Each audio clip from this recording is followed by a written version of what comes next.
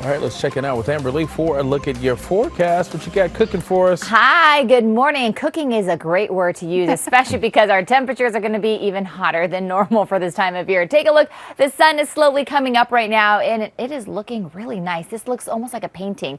This is our Malibu camera looking toward the Santa Monica Bay. Santa Monica currently at 61 degrees. We have these offshore winds. They're pretty light, but it has really dried us out and warmed us up. So yesterday we did see a record being broken. That was Oxnard, but it looks like today's records may be just a little bit too high, but we're going to enjoy the above average conditions, and temperatures once again will be in the low 90s for downtown LA. That's 9 degrees above average, 10 degrees above average for Camarillo at 88 degrees, and then we're looking at 87 for Lancaster, 93 for the Riverside area. Temperatures will stay 5 to 10 degrees above average through the weekend as these weaker Santa Ana winds continue. And then by the time we head into the start of next week, that's when things begin to change. High pressure starts to move away. And then we have a couple of low pressure systems that we're watching. Elevated to brief critical fire weather during this time. Today is October 1st, so that means the new rainy season begins. We set the rain gauges back down to 0.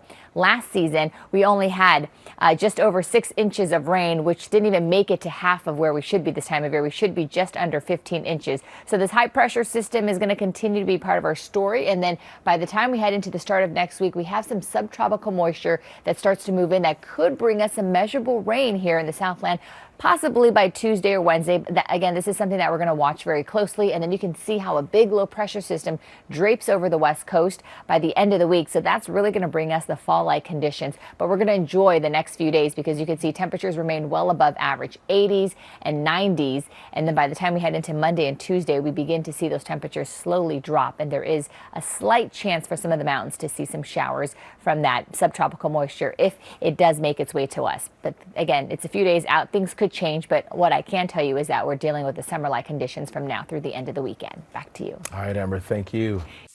There's no one way to be Latinx, Hispanic, or American, but there is a thread that binds us all together, that makes us una familia. Celebrate Hispanic Heritage Month with CBS2.